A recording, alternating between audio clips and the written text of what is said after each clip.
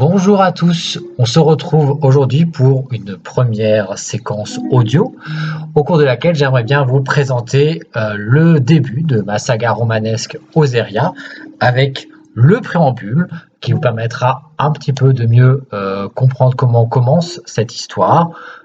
Même si tout n'est pas dit, ça vous permettra sans doute de mieux voir un petit peu qui sont les personnages et le cadre dans lequel vont se dérouler les aventures de cette série.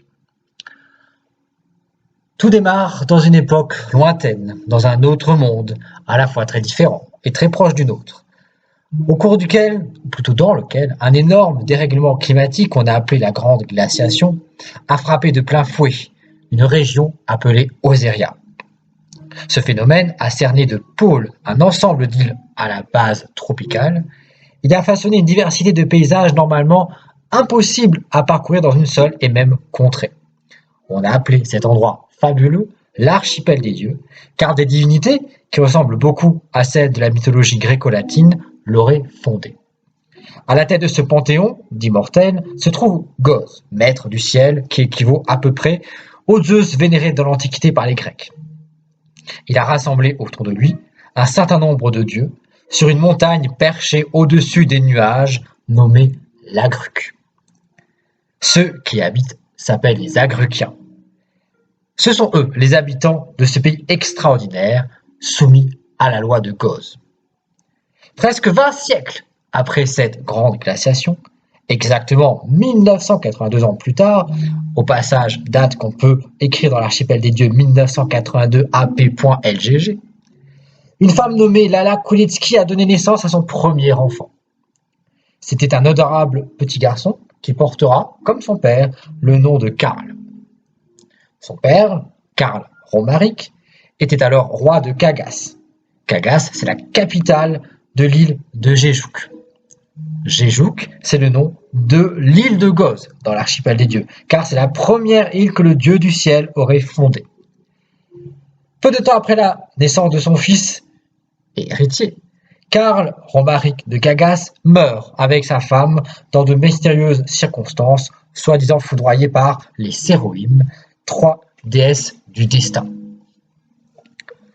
Igor Koletsky, que tout le monde surnommait à cette époque-là l'Ancien de Kagas, a alors élevé Karl Junior. En plus d'être le père de cette femme qu'on appelait Lala, qui était la reine de Kagas, Igor tient aussi le rôle de sage de Gejuk. Alors, un sage, c'est un être chargé de veiller sur le territoire dans lequel il vit, grâce à des pouvoirs magiques qu'il tire de ses connaissances en alchimie, une science occulte qui consiste à mélanger des ingrédients de nature très diverses. Elle sert à invoquer des sortilèges plus ou moins puissants, un peu comme de la sorcellerie. Entre de mauvaises mains, ces pouvoirs peuvent se révéler dévastateurs. L'ancien de Kagas, donc Igor, appartient par ailleurs au cercle restreint des grands sages, un groupe d'alchimistes triés sur le volet et chargés de veiller à ce qu'on n'utilise pas leur savoir à mauvais escient. Pour y parvenir, ces grands sages se rassemblent régulièrement lors d'un événement exceptionnel appelé Réunion des sages.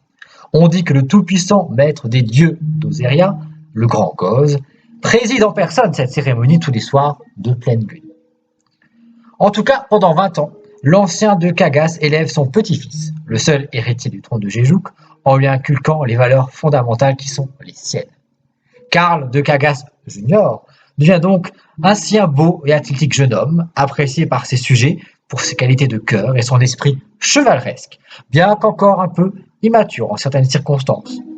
À plusieurs reprises déjà, au moment où commence notre aventure, Karl a effectué avec succès des missions importantes, dont l'a chargé son grand-père, sur différentes îles de l'archipel des dieux. L'ancien de Kagas et le peuple de Gejuk savent donc qu'ils peuvent faire totalement confiance à Karl.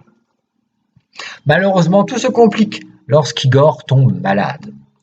Le statut de sage ne confère pas l'immortalité. Comme tout être humain, Igor est soumis aux affres du temps qui passe.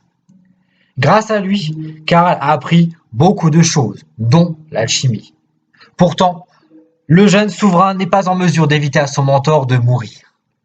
Il ne le sait pas encore, mais le décès de son grand-père risque de changer sa vie bien plus qu'il ne le pense. Voilà une partie de son histoire et comment commence notre aventure. J'espère que cette petite présentation vous aura donné envie d'en découvrir plus et je vous donne rendez-vous peut-être dans une prochaine vidéo pour en découvrir davantage. Merci de votre attention et à bientôt dans le monde fabuleux d'Ozeriat.